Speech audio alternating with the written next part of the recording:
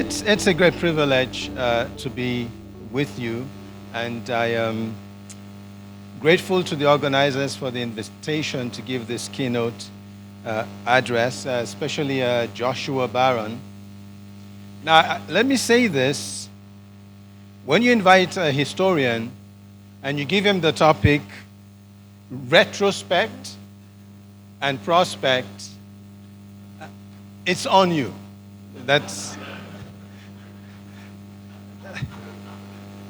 It's been a very interesting morning so far, and Professor Lumumba is a hard act to follow. You're going to see there are areas of convergence with his thoughts in what I have to say, and you will also see some areas of divergence. But let me start by saying that Africa is a complex place. Okay, that's really stating the obvious. But I believe there are three areas of African existence about which generalizations can be made with a high degree of safety. The first is that Africans and African societies are deeply religious. The second is that in African societies, generally speaking, the collective is well-nigh universal. And third, and this may be new for some, Africa boasts some of the world's fastest growing Muslim and Christian populations. It is now home to more Christians than any other continent. These assumptions, I would say, or I would suggest, are important for the kind of conversation I wish to have with you this morning. But here on the slide are the three main points my talk is going to cover.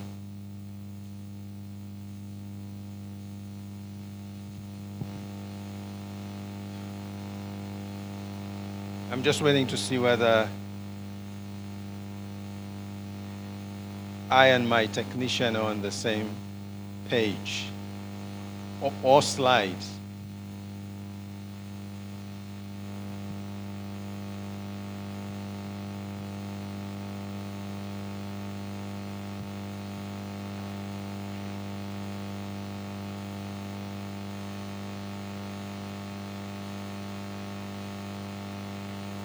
Okay, we must keep going. We'll see whether he catches up with us. Friends, I want to start by looking at the retrospect element of my brief. You see, even the most cursory assessment confirms that Christian theological thinking and vocation have a long and illustrious history on the African continent. That history goes all the way back to the very beginnings of the Christian movement. So some would like to identify the fact that a very large number of prominent theologians of the early church were nurtured and located on African soil. So the names you're familiar with, Tertullian, Athanasius, Origen, Augustine, and so on. These individuals not only founded theological institutions, they established communities of Christian scholarship and shaped theological enterprise. And they did all this long before Christianity got to Europe.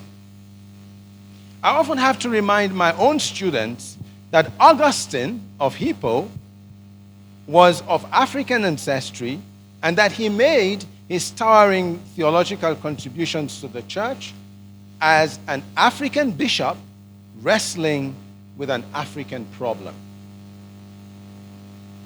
In fact, some would go as far as to argue that theology as such was invented by African Christian thinkers and that systematic biblical interpretation arguably originated on the continent.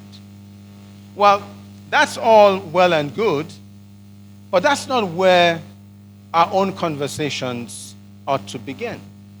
The story of theology and religious education on the subcontinent really dates to the 19th century.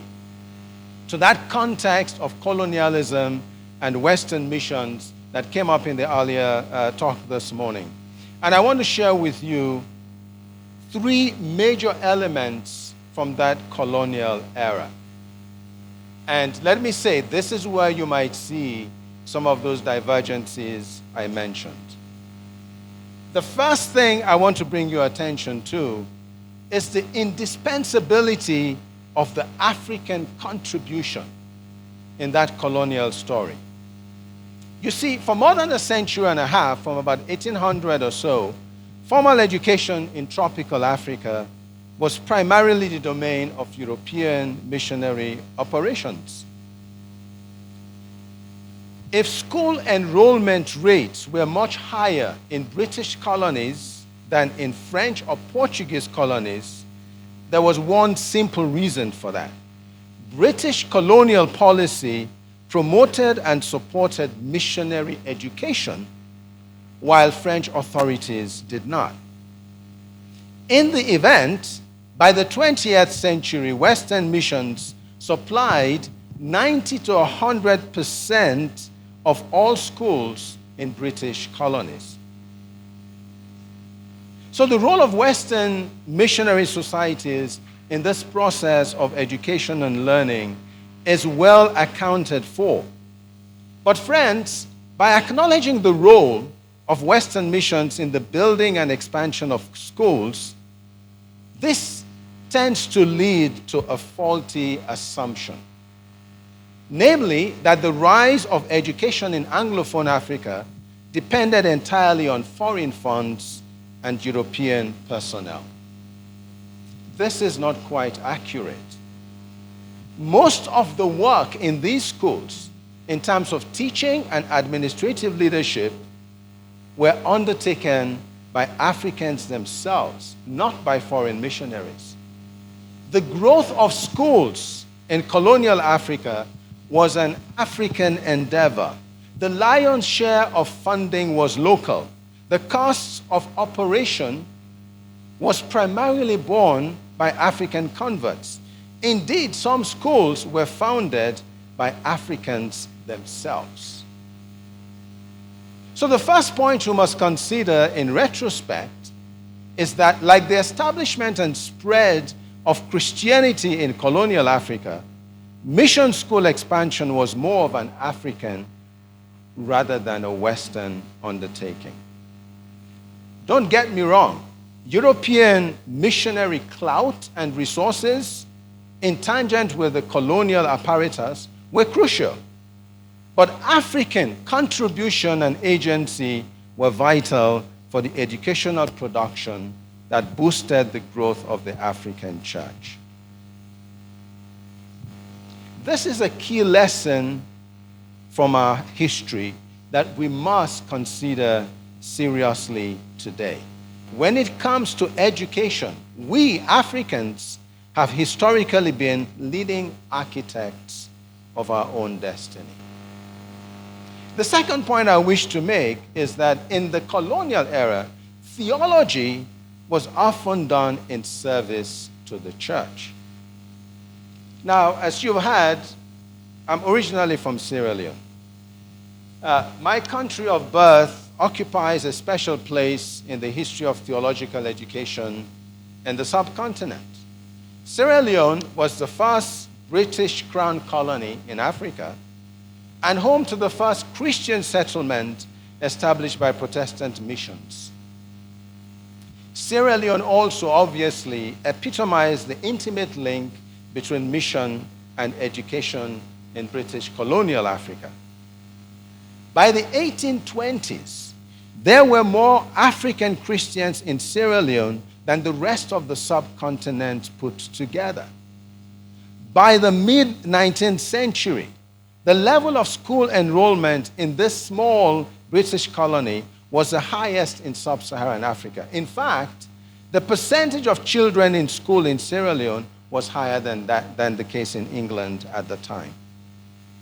But more importantly, Sierra Leone also became home to the earliest center of theological education in tropical Africa. This is the point that was made earlier. It was here that Frobe College which started life as an institution for advanced technical training and religious education, was established in 1827. Now, FBC, as it's commonly known, had a troubled existence. It nearly closed on many occasions. Its story is a complex one, but it became a training center for African clergy and African teachers. It supplied a significant number of the African agents who became missionaries in West Africa and beyond. It functioned as an important linguistic center where the Bible was translated into various African languages, and it became the first institution to offer degrees in arts and divinity for Africans. Now, FBC's historic importance extends well beyond these historic achievements as college and university. More specifically, FBC exemplified the transformational potential of theological training when programs combine academic excellence with service to the church. I want to suggest to you that this took at least two forms. First and foremost, the institution was designed as an instrument of local empowerment.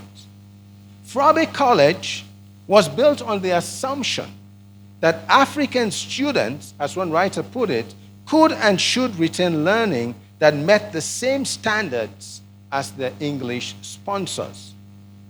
Now, this did not translate into racial equality, of course, but it concretized the notion of equal ability that most European missionaries at the time found unpalatable. In effect, for much of the 19th century, FBC was the premier breeding ground of African intellectuals in church and society whose stature and accomplishments exposed the myth of white supremacy. There are many examples of these individuals. Perhaps the best known is Bishop Ajayi Crowther, the preeminent African Christian of the 19th century and also a product of FBC, who so confounded a Regius professor of Greek at Cambridge that the professor's doubts about the mental capacity of the Negro, we're told, were demolished. And there was also James Africanus Horton. He took on the name Africanus long before we started talking about decolonizing religion or the curriculum. James Africanus Horton became the first African graduate of Edinburgh University, qualified as a medical doctor at the age of 24, and became a leading champion of African self-government. The point I'm making is, despite shortcomings, higher education institutions like Frobey College reflected a belief in African potential and demonstrated the indispensability of African gifts and contributions for the building of the African church. But FBC also benefited from being located in a settlement that was a significant site of intercultural interaction, of a wealth of languages and global currents based on the Atlantic. It brought these intellectual and cultural currents together in ways that became particularly significant. Remember, this settlement I'm talking about was a haven of retired soldiers, black Christians, missionaries and traders, former slaves, adventurers, freed slaves. This was a society that was unlike anything else on the continent at the time, and the college drew on these currents in ways that transformed it into a site of innovation and social transformation. So within 2 decades after it was established, Frobey College appointed its first black principal in the form of Reverend Edward Jones, a black Christian who had emigrated from South Carolina. Now, Jones was just one of hundreds of black Christians from the US and the Caribbean who formed a major movement that would impact the colony and theological education, who also contributed significantly to the shaping of African Christianity. In Jones's case, he was a leading black educator in the Sierra Leone colony, and he would go on to exercise considerable influence on the first generation of African pastors who took their place alongside and eventually replaced European missionaries in positions of leadership in the Anglican Church in West Africa. So friends, in retrospect, let us remember that theological education in Africa was never free from the limitations of its socioeconomic environment and often performed below lofty expectations. But it was never a secluded endeavor isolated from broader global currents or impulses.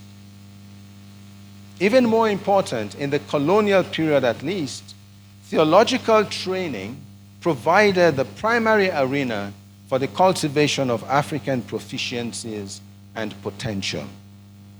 As Andrew Walls once observed, we often forget that it was in the churches that, quote, Africans first took leadership and managed modern institutions before such experience was widely accessible elsewhere in the colonial state.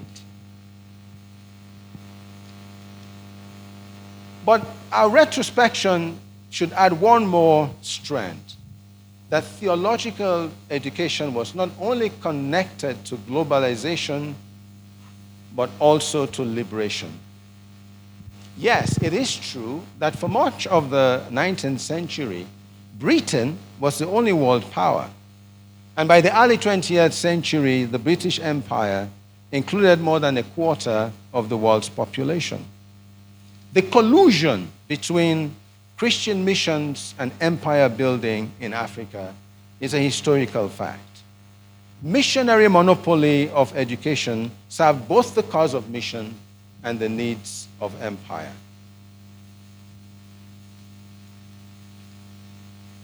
But we must remind ourselves that the unprecedented transformation of African societies by these Western projects only went so far. To this day, the notion that African Christianity is a product of colonial imposition and a pale imitation of Western forms remains surprisingly widespread. But I urge you to consider that the wholesale remaking of the African world envisioned by these European projects was never realized.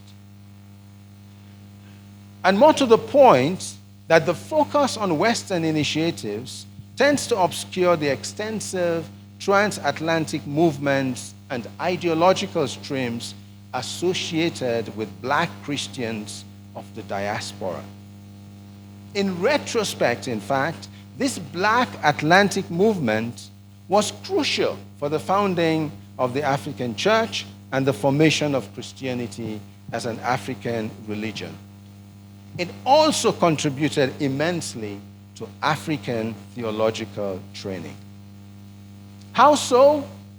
It's complex, but the following points must be considered. Black Christian immigrants, not European missionaries, established the earliest churches still in existence on the subcontinent today. These black Christians were also, among these black Christians also were many leading educators. And the collaboration between African Christian leaders and black Christians from the Americas produced the earliest calls for the creation of African churches shaped by indigenous resources and compatible with the African cultural heritage. We must remember those calls date all the way to the 19th century. The first calls for the establishment of an African university where African students would be taught, quote, not to copy European models, but develop their own originality. Those calls date all the way back to 1874. Our own history, in retrospect, tells us that many of the things that concern and occupy our minds today have been significant elements of our history. Africans have long recognized the need for educational programs and a theological training that is different from those of the West. Indeed, the presence and numbers of black Christians continue to increase, and particularly in Southern Africa, they formed alliances and exchanges that invigorated an African church movement and influenced the establishment of training institutions for African leaders. The growth of this black Christian presence and its impact on the African church was so effective in subverting white control that in the early 20th century, the British colonial authorities in South Africa eventually placed travel bans on black Americans to that country. Once again, in retrospect, these transatlantic alliances and interactions between Africans and black American leaders impacted theological training and ministry in important ways and provide crucial and interesting lessons for our present context. So that was the colonial era. My second point has to do with the historic change that happened on our continent immediately after independence. I hope what I'm sharing captures enough to suggest that there's more to the story than just colonial domination. Africans were never passive, supine victims that had things done to them. In our history, our ancestors were more active as agents and architects than we're often led to believe. In the immediate post-colonial era, three major developments took place that are relevant to any discussion of theological education. The first is that with political independence, the story of higher education in sub-Saharan Africa changed dramatically. If you go back to the early 1960s, there were only 41 institutions of higher education in all of Africa with about 16,500 students. By 2010, there were over 660 higher education institutions in sub-Saharan Africa with more than 5 million students. But of course, as we know, the political turmoil and unrelenting socioeconomic crisis that followed the honeymoon of independence meant that most of these universities ended up in crisis. But that's one point. The second point to be made about what happened in the wake of independence was what I would call the multiplicity and diversity of theological training. From the 1960s, the number of theological schools and pastoral training programs grew significantly on the continent. In 1950, there were perhaps 80 pastoral programs and theological schools across Africa. By 2017, there were close to 1,500. In the last 3 to 4 decades, there have been a dramatic rise in the number of private Christian universities on the continent, many founded by Pentecostal charismatic movements. According to my own sources, over 58 new Christian colleges and universities have been founded since 1990.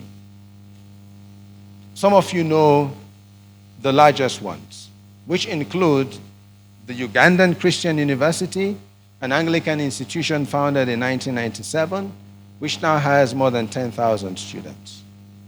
Or St. Augustine University in Tanzania, founded in 1998, and now claims over 12,000 students. Or what about Covenant University, founded in 2002 by Winners Chapel in Nigeria? It now has 15,000 students. But these are not the only entities on the ground where theological training is being provided. Partly due to the legacy of Christian domination of higher education, many government-run universities in Africa have faculties of theology or religious studies that train teachers and even pastors. Indeed, these departments of theology and religion have produced or housed many of the most powerful and prominent African theologians in the past half century. They also account for the majority of African academic production and publications in all major theology disciplines. But in many ways, the third and most significant development in the post-independent era has been Africa's emergence as a heartland of global Christianity. There is no need to restate the well-known facts of this development. I'm only saying it here to say that it matters. Between 1970 and 2000, every Christian family or denomination grew faster in Africa than in other continents. That refers to both Protestant and Catholic. By one estimate, the continent now accounts for an estimated 25% of the world's Christians, compared to 11% in North America. Well, to state the obvious, the unparalleled growth in Christian churches, movements, and communities completely outpaces theological training resources. And given that the general population trend in Africa is one of even more growth, and given the fact that the median age for Christians in sub-Saharan Africa is 19 years, the growth and global significance of African Christian communities will undoubtedly persist well beyond our lifetimes. Well, this brings me to my final major point. What are the prospects? And here, I want to make a call for reformation. Friends, it would be pointless to recount the formidable array of challenges and predicaments that blight the theological education landscape in Africa. The situation is marked by a daunting paradox. On the one hand, we must recognize many successes, including the sizable expansion of institutions and programs, a significant increase in academic vitality and theological production by African theologians for the past 2 generations. But on the other hand, there is no denying the painful scarcity and many deficits of theological education on the continent. The deep need for what one writer called more theological training institutions with increased capacities to fill ecclesiastical leadership gaps and nurture ministerial effectiveness. It's been observed that, I'm quoting now, the African church is a giant standing on the clay legs of its theological education institutions, unquote. Might sound a little harsh, perhaps, but it conveys poignant truth. From my perspective, it is now intriguing that recent assessments have extended the conversation beyond the constant hand-wringing about socioeconomic problems and handicaps to thinking about the intrinsic deficiencies in training programs and academic structures. Problems related to curricula, educational vision, methodologies, contextual relevance, and conceptualization.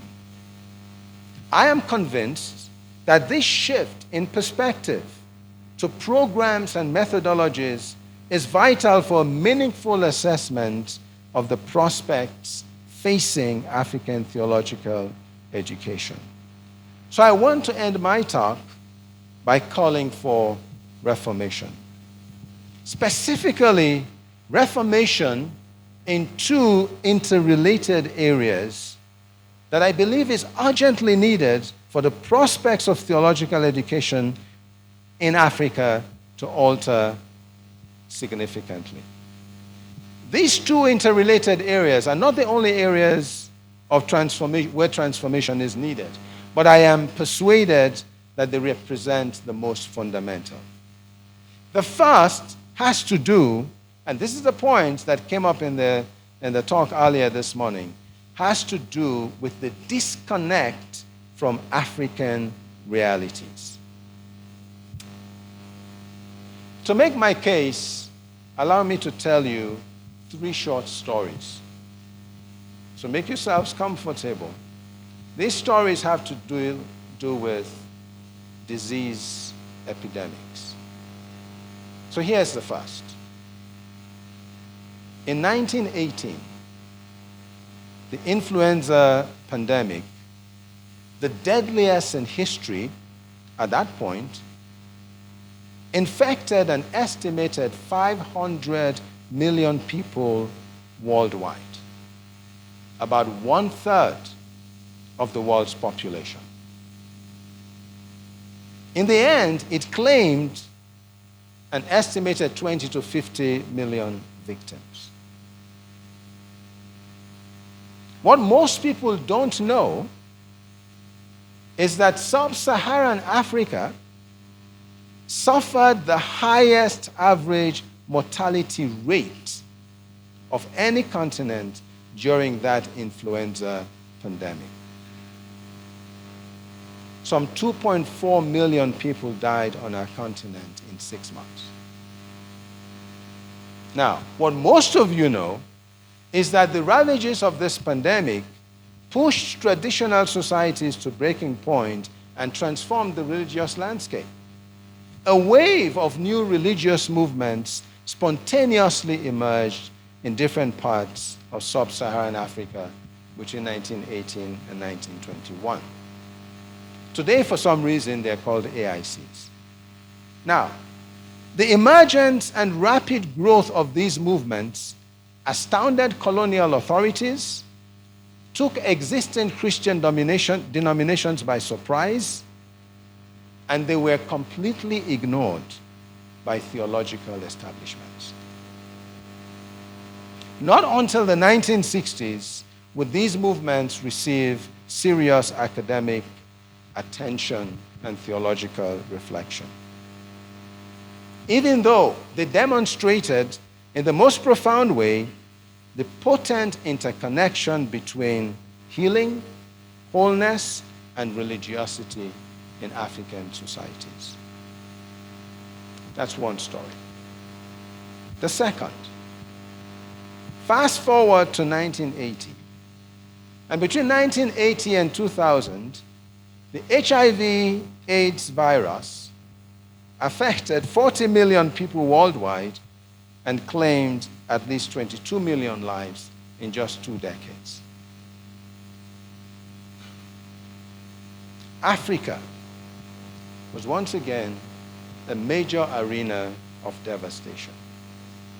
You might even say the epicenter of the AIDS epidemic. Africa accounted for 71% of all infections. Yet, with the odd exception, most African theologians, religious studies specialists, and biblical scholars in schools and universities throughout the continent remained theologically disengaged.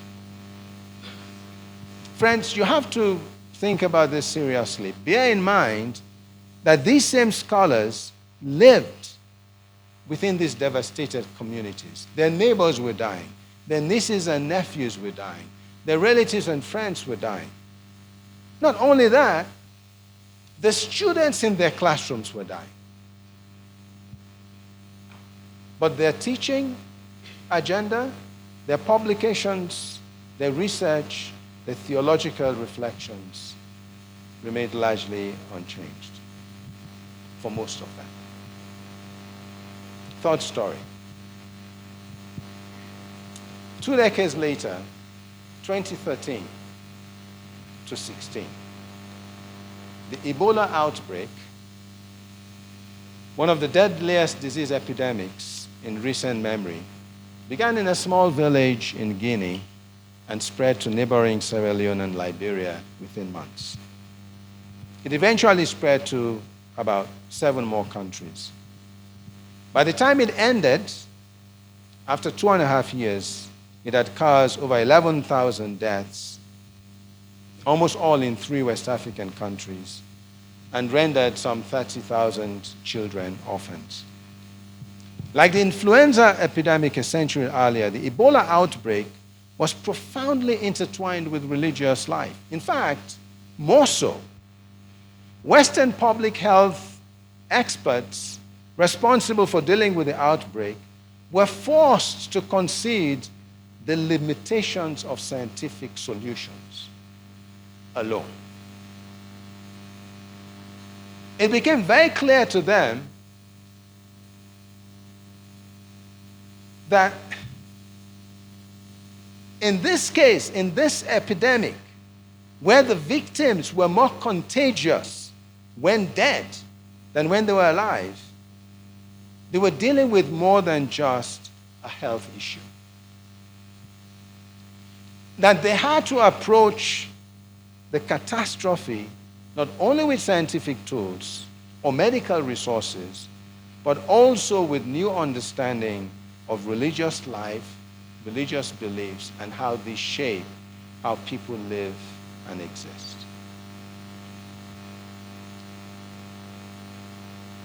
All of this raises the now important question. Where were the theologians and religious studies specialists? Can we now look back and identify fruitful ways in which our trained theologians or theology programs equipped pastors and religious leaders to respond to Ebola, or offered reflections that would help Christian communities to cope? I have an answer for you. Once again, friends, with few exceptions, African theologians in these contexts, and on the continent in general, were mainly silent. On this issue, I fully agree with the previous speaker. African theologians are often missing in action in the face of many of the most grievous crises, most painful and formidable dangers and ills being inflicted on our communities. Remember, catastrophic disease epidemics are not just about health and healing. They highlight pressing issues that demand urgent theological response and reflection. from human suffering to healing and well-being, the links between social justice and public catastrophe, how the African understanding of evil can inform a biblical spirituality, but also generate bad theology. The list can go on. But like I said, some did respond. One such African theologian was Musa Dube, a biblical studies scholar in Botswana, who would later report that experiencing the devastation of the HIV epidemic precipitated a breakthrough in her theological calling and the reorientation of her theological commitments. In her book, The HIV and AIDS Bible, she tells the story of a transformation, her own transformation, from being, quote unquote, exclusively academic to becoming a public theologian fully engaged with the community beyond the academic. Here is what she wrote. For me, and I'm quoting, for me, what is tragic is not that HIV/AIDS has cruelly presented us with a framed picture of our shattered dreams, nor that HIV/AIDS has transformed our future into a raging river we must cross without a bridge. Rather, what I find tragic is that theologians and religious studies scholars are stunned and stoned into silence. Let me be clear that this critique of theological silence, again, it's not just about public health calamities. It is a commentary on theological disengagement with the African context generally.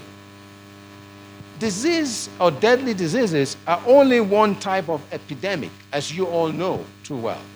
There are other equally deadly epidemics of political violence, economic hardship, oppression, injustice, corruption, lawlessness that assail our communities all the time, all of which call or cry out for deep theological application. So this leads me to the final point, the interrelated issue that, again, I have to admit, the previous speaker touched on: captivity to the Western intellectual tradition.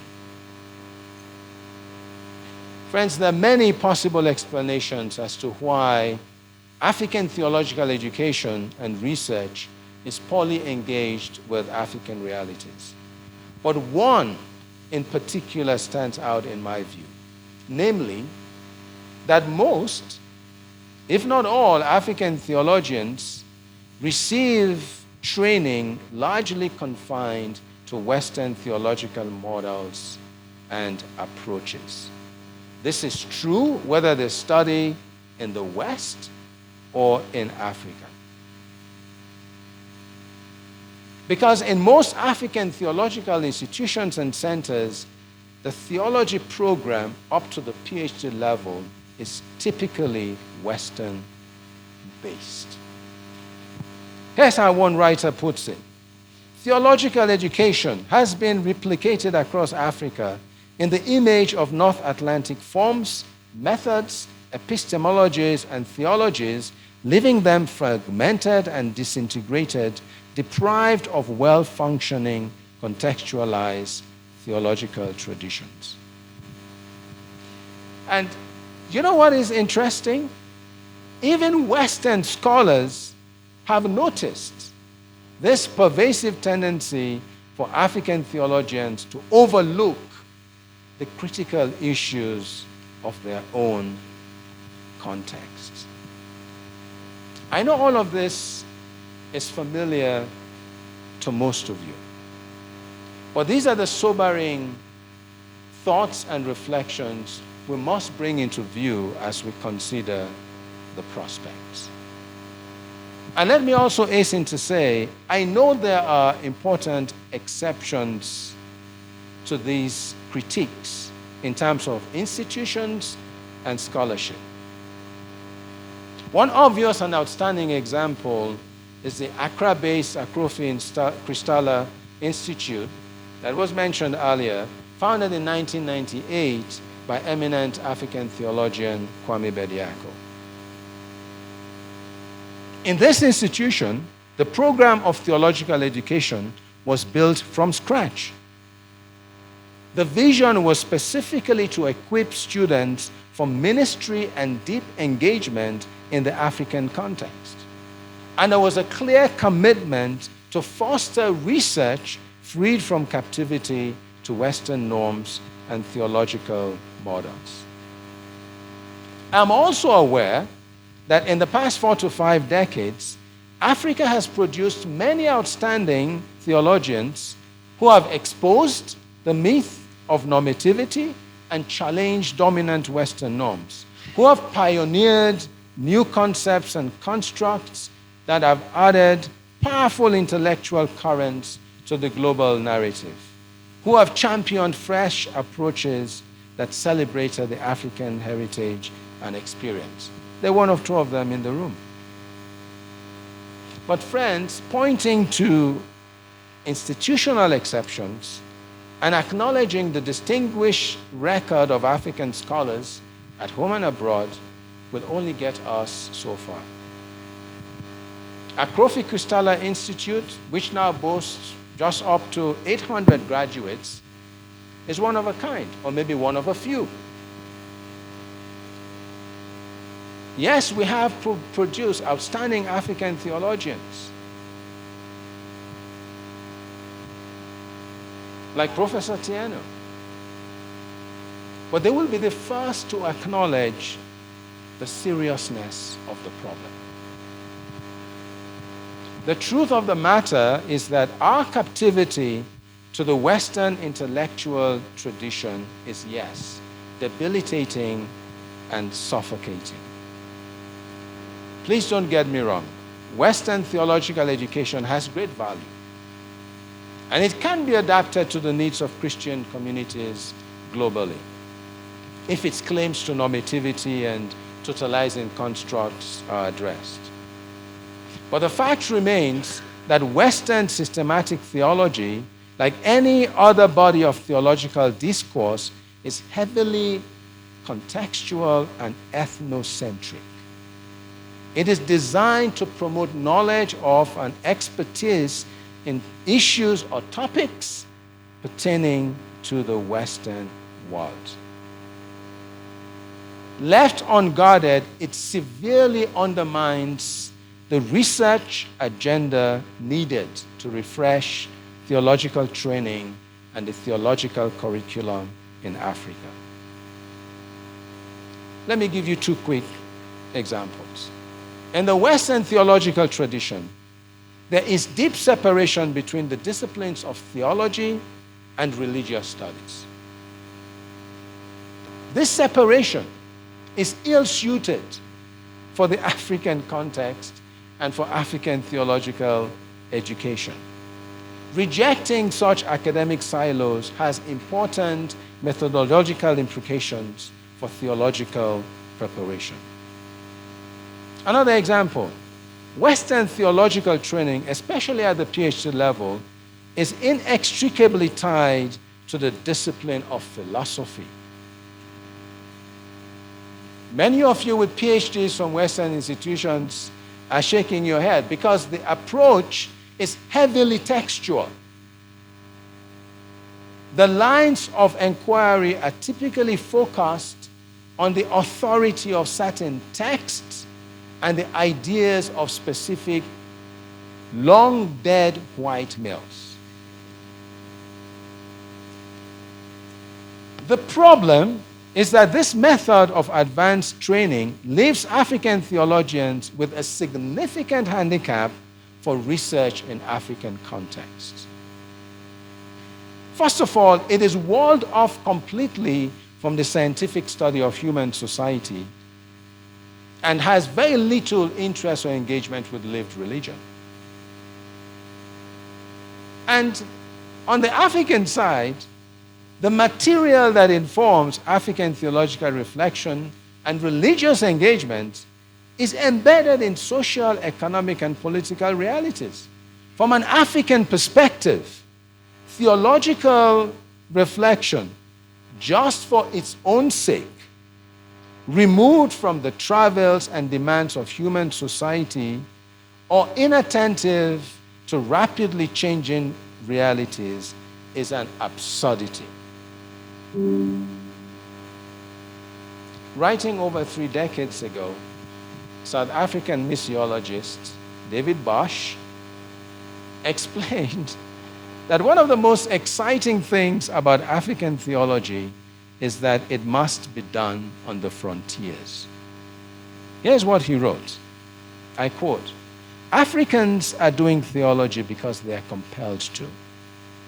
They're doing theology on the frontiers where there are many dangers, where ambushes await one, and where one can easily take a wrong turn. It is, however, precisely because of these dangers that their theologizing is so exciting and so worthwhile," unquote. Friends, as I close, I think you will agree with me that theology in African contexts is not for the faint-hearted. It's not for anyone content to stay at a safe distance. It requires commitment to Bulawayo, not to Berlin. Commitment to Nairobi, not New York. Commitment to Accra, not Atlanta.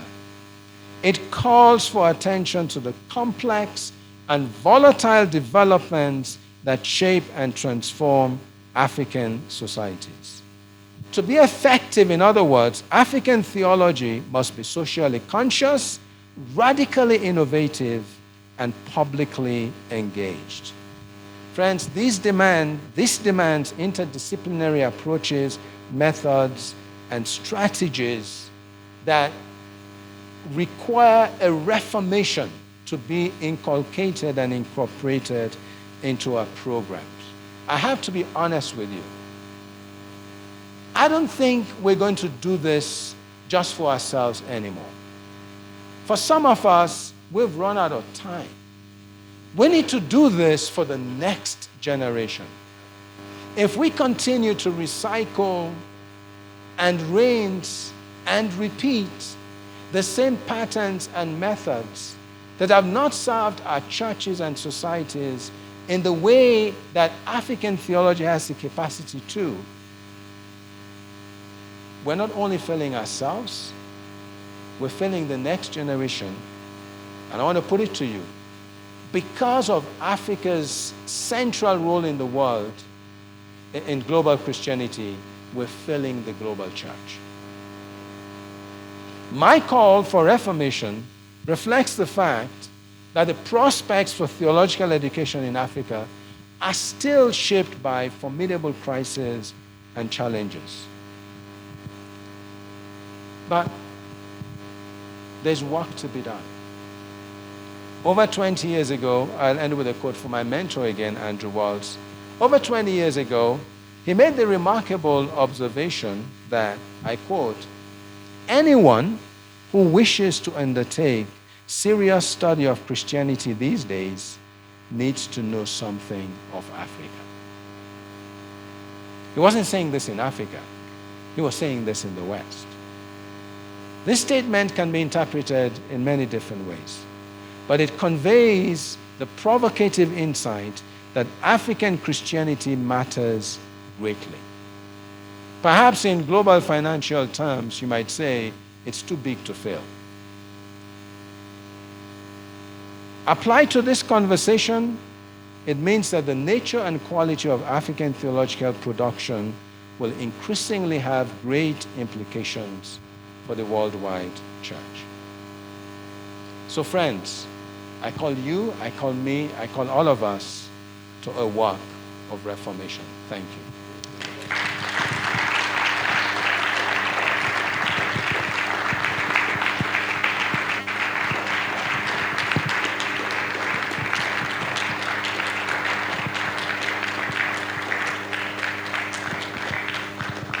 Prof, thank you, sir, once again for the presentation. And I want to say thank you for helping us to understand that Africans need to contribute to the growth of African theology.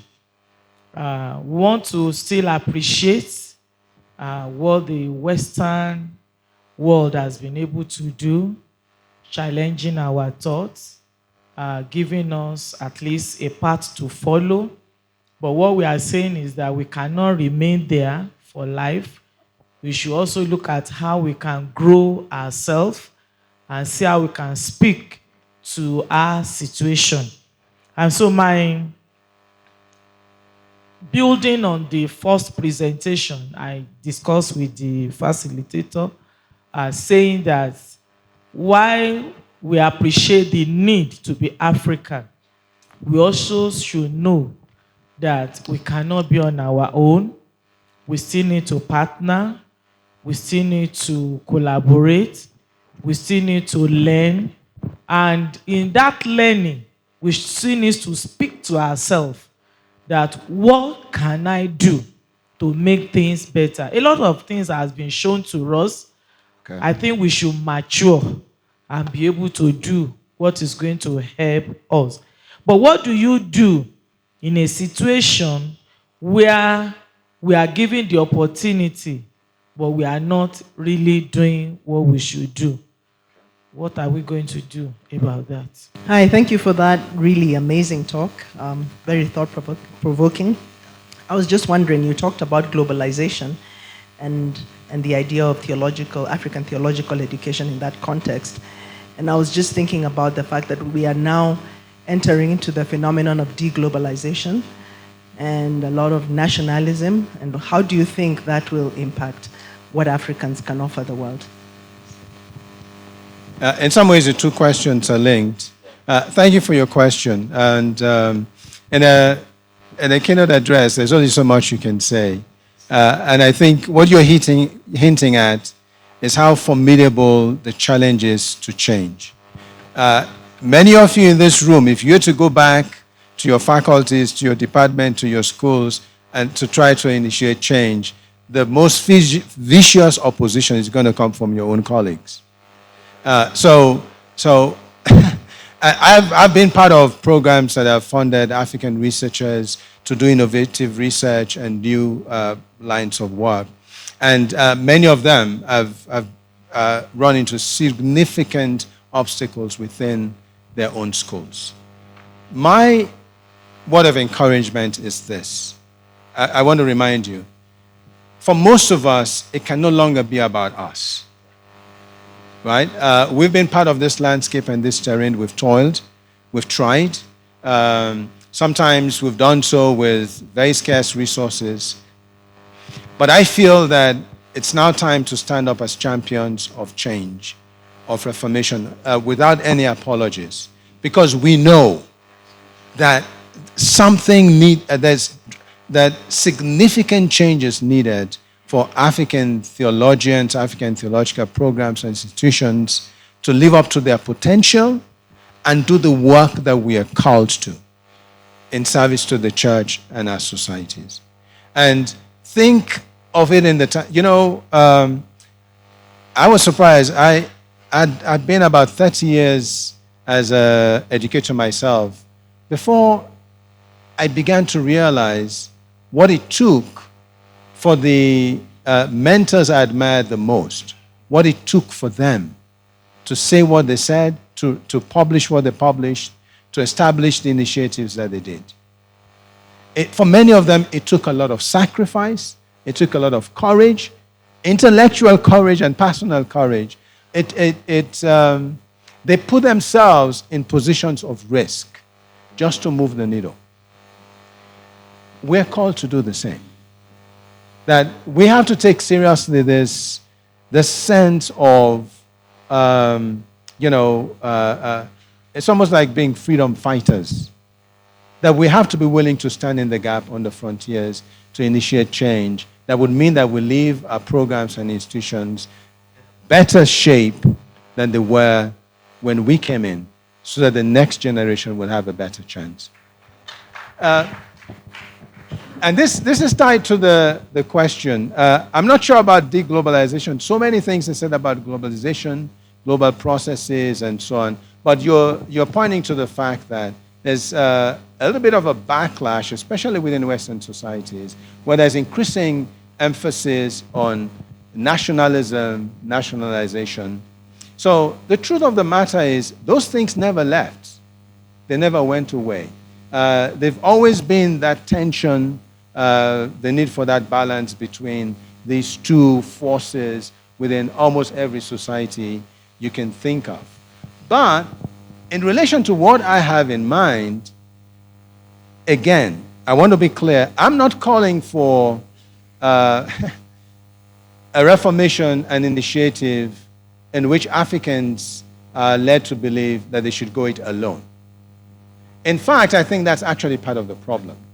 That many of our institutions or programs are very insular, they're very self-serving, they're focused on training for a very select group. There are many countries represented here where the different theological training programs and institutions have nothing to do with each other. Okay? There is not even a sense of the need to collaborate for the common purpose of God's mission in that country. So the last thing I'm calling for is insularity, and one of the points I tried to make about FBC was that it leveraged and exploited the global currents, ideological, cultural, and otherwise, to make a difference within that society. And we must. We must engage the younger generation. We must engage the African diaspora. Don't get me started on that one, because we're Africans. Yeah, I know. We have these governments that were described earlier. But Africans as Africans, we have such tremendous abilities, potential, and resources. There's nothing we cannot do if we come together, collaborate, and focus on the kinds of vision and transformation we all talk about endlessly. But that means being willing to listen to each other, to be part of conversations. And it definitely means including the diaspora. That's a big missing piece in all of this that I don't quite understand myself. I'm part of that diaspora. I've been for a very long time. And I know for myself and many in the diaspora, we often find the doors closed to any efforts to collaborate, to contribute, to be meaningfully present. So that's another dimension. And then, of course, there are many other global partners who want to be with us on the journey. And we must allow ourselves, well, I don't think that's a problem for Africans anyway. We're naturally hospitable, and the previous speaker was correct. Maybe we're too trusting. But definitely, the work that needs to be done calls for clarity of vision about what God is calling us to do, but also an understanding that this calls for sustained, consolidated collaboration and engagement across the board for a common purpose and for a common mission. It has to be done. I hope that ACTEA will think about the role it might play in this, by the way, because we need those associations and organizations that can thread the needle and that can represent almost like a strategic point that allows these various programs and institutions to talk to each other. Trust me, they're not doing it. And unless some move is made in this direction, we're losing out on the potential and the possibilities that are right in front of us. I am Stephen Baba. Yes. A professor of biblical studies with ECWA in Nigeria and with Bingham University, a faith-based university of ECWA. I want to agree with you to a certain extent that we have theological silence on certain issues that we need to address. Especially in the area of economic development. We know what is going on in Africa. In what way will you be of help to several leaders here to be able to direct their research and writings towards economic development. Because it's like what we are trying to do in the past is to tailor our articles and books towards things in the Bible. But there are certain issues that has to do with economic matters. In what way can you encourage us to do more writings on economic matter? I wrote one article on Joseph investment, and the bankers are reading the article more than the theologians. So it shows that biblical scholars can also contribute into what is going on in our environment with Africa. Thank you, Professor Jehu Hanciles. You have opened our eyes, and I'm so much happy because you brought us back home to make sure that we have a history that is rich, salient, and relevant in Africa, that we cannot jeopardize for anybody. And at the tail end, because I look at the summary, that we need to be proactive theologians in our own African context. And that is very, very important. Even though we have a lot of things from out, but we need to be relevant in our own way. And so coming now to the question that keeps playing on my mind, how can we maintain a healthy and a sound balance or identity in contexts that have so many crises? How can we theologically maintain our identity in helping these kinds of situations that we're going through in Africa, especially in the negative way, looking at our African context, knowing that we should be African theologians? Okay, thank you. Daniel Kawata from Congo. I think, even though the title was the Anglophone perspective, this applies to Francophone or Lusophone. That's why I think that my question gets into what was said. Since the 90s, we heard all these affirmations. We have gone through the very outstanding African theologians without a theology, actually. In terms of the theology itself, we have to disconnect from the context of Western to connect in Africa. We all agree with that. But when we see our background, we are coming from a background where we can reject colonialism without being prepared to take over when we reject something. How prepared are we? Because we have come already to the conclusion that, okay, we have books, affirmations, observations, all these things. They are standing for 20 years now. So how can we really go ahead and design what we are supposed to design? Is there any perspective of an African task force to design what we have to design? Because we have been talking about these things since a long time. When we come to the COVID, for instance, we have got a spiritual background interpretation. We know that Tanzanian president was killed because of his belief that this was not the way to do it. Maybe we thought, okay, that's a traditional way of thinking, but there are countries where, in my country, for instance, more than 5 or 6 million people didn't even buy into those things because maybe they believe that it's not really relevant. Our theology needs to be designed. And then I'm coming to the conclusion. Is there a way of establishing a task force in the future to gather all these things? I don't believe that we are deglobalizing because to come to the global shore, you have to have individuals. There are individuals gathering together. But we have come to the globalization without our own identity. So we can focus on our identity, having what we want to design and come with it. We are talking too much, but I don't think where we're going to. Sorry, it's not a question, it's just another observation. Thank you very much. I don't have the answer to some of these, but I really like what I'm hearing. I feel that these are the kinds of comments and conversations we need to have. That issue about economic development, I'm sure you would agree with me as a biblical scholar, the Bible has a lot to say about economic development. And in any case, interdisciplinarity is one of the areas where we have failed in terms of our methodology. And actually an area where we can learn from other institutions even in the West. I teach at Emory University.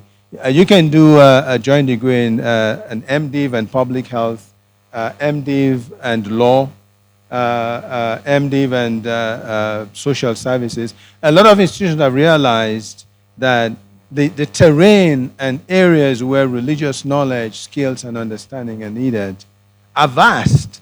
And so that we need to be able to train. And I can't think of a context where that is more true than Africa. If you know what I mean.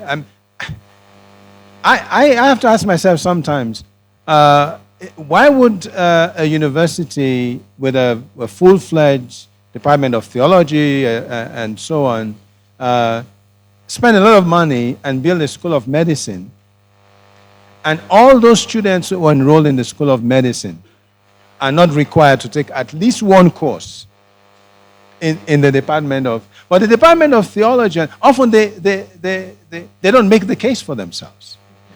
They're walled off from... So you see what I'm saying? We're walling ourselves off from areas of endeavor, research, agenda, and involvement where our ideas, our skills, and understanding are desperately needed. But the reverse is also true, that often our knowledge, our ideas, and our skills lack some of the training that would make us more useful.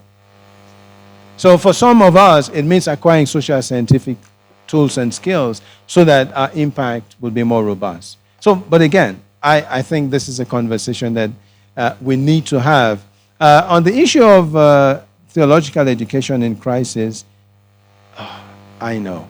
And that's why I didn't even start there. I think they're unrelentless. Students who don't pay fees, socioeconomic turmoil, and so on. It's not enough to say, let us remember that the entire New Testament was written under crisis. Paul was writing on the run, dealing with formidable challenges, formidable problems, and suffering, and so on and so forth. So, but again, it's not enough to say that. How we navigate our context and our terrain calls for a certain kind of courageous leadership. But I'm convinced there are avenues, there are possibilities, there are ways in which we can draw on resources that are often available to us that we neglect or ignore. Again, in this case, I would say most institutions don't use the diaspora at all. In fact, can I be honest with you? Most institutions I know would rather have a white person come from the US or Europe to be part of, contribute, and involve than have somebody else, an African, even from their own country, be deeply involved. I tell you this from long experience over more than 2 decades. And the resources that are available to you through these kinds of networks and connections are much more than you realize. It's unfortunate. We deprive ourselves in theological training, religious studies, and so on, but many other areas in society take full advantage of the diaspora. And they benefit for it. So that's just one example. That a lot of the goodwill that we have depended on from global partners and so on, it's drying up. Because theological education in the West is finding itself in increasing crisis for a lot of other different reasons. And so it's now time we begin to broaden our vision, our thinking, our strategic awareness to sit back and say that, there must be a different way to go about this, where we can all come out with a very strong sense of collaboration, common vision, and accomplishment. No institution in this day and age should feel that it must do it alone. Okay? So, but that is a conversation that we need to have more fully. My friend, thank you for your comment. I think, yes, we've had a lot of conversations. We need to start to think more concretely about the kinds of initiatives, the kinds of next steps that move the needle.